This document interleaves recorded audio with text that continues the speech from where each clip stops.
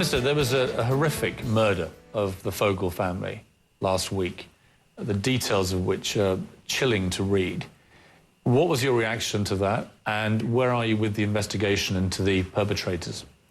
Well, this was horrific. It was savagery. I mean, several Palestinian terrorists came into a home of this Jewish family in the West Bank. They stabbed a 3-month-old baby girl in the heart, cut her throat. They stabbed her 4-year-old brother in the heart, cut him in the throat. They stabbed the father with another child and stabbed the mother and left them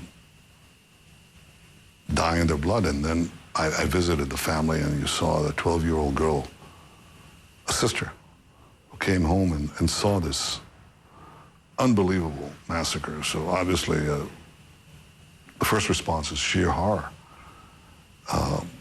And my second response was to send a message to the settlers to contain their rage and not respond, because we'd have a cycle of reprisals. So I asked them to not to take the law in their own hands, not to have vigilante actions, because this could generate a bloodbath. I thought that was important to stop that, but for the killers, we'll find them. There was, to put it mildly, a raised eyebrow collectively around the world, first at the horrifying nature of this attack, but secondly at your response. The premise of they murder, we build. You ordered the building of 500 more building settlements. It's a strange moral equivalence, Prime Minister. I mean, part of the problem that you face now in Israel is perception around the world. Your PR is not good, as you know. When people heard about what happened, I think the international community completely on your side, and the people of Israel. When they see you immediately ordering more settlements, I'm sure you did it to calm down the people, as you say, a lot of that sympathy erodes. People think, come on, there's got to be a better way of responding to this kind of thing than doing that. Well, I wanted to send 3 messages. The first one I told you about, that is a message of restraint to the settlers. The second is a message to the terrorists. And I was telling them, I know you think you're going to uproot us with this savagery, with violence, with terror. You're not going to uproot us. So you kill us, you want to drive us into the sea, that's not going to happen. The only way we'll have a settlement is through peaceful negotiations. So you kill, we'll build, but coincidentally I chose to build in the large populated areas that are going to stay in Israel anyway. And not 500 new settlements, but 500 apartments, which is very different. And third, I wanted to send a message to the international community. And I said to the international community that rushes to condemn Israel for every building that is built.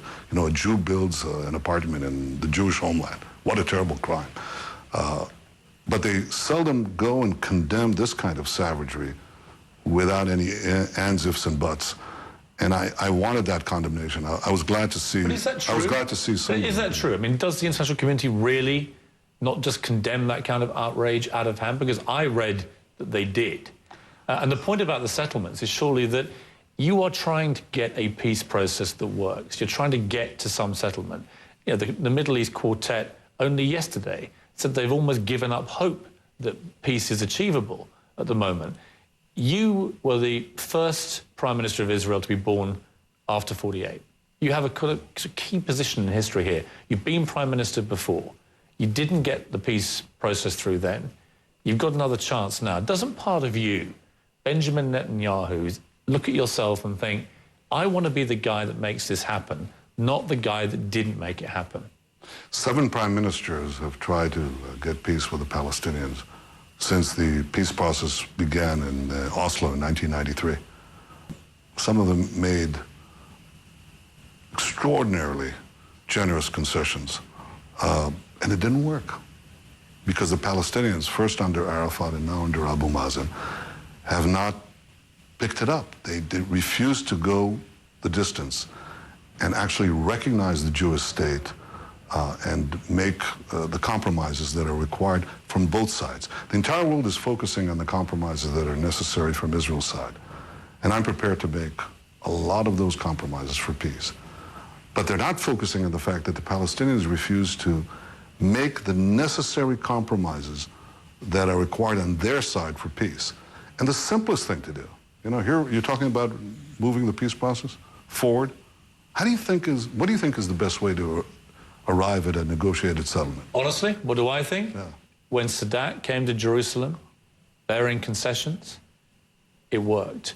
Why don't you go to Ramallah and be the big guy here? Why don't you go and take concessions, which are perhaps more than you're prepared to give right now, and say, I'm calling the bluff here, not just of the Palestinians, but of the international community? Because I'll tell you what would happen. The international community is desperate for this to work.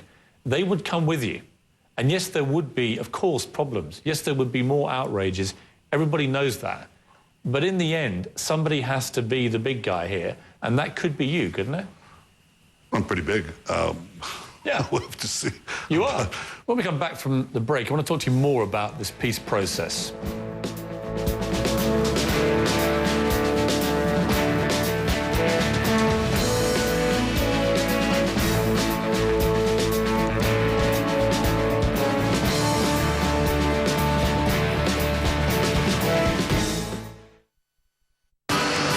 When I grow up, I want to fix up old houses.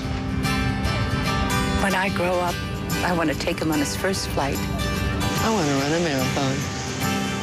I'm going to work with kids. I'm going to own my own restaurant. When I grow up, I'm going to start a band. At AARP, we believe you're never done growing. Just want to get my car back. Together, we can discover the best of what's next.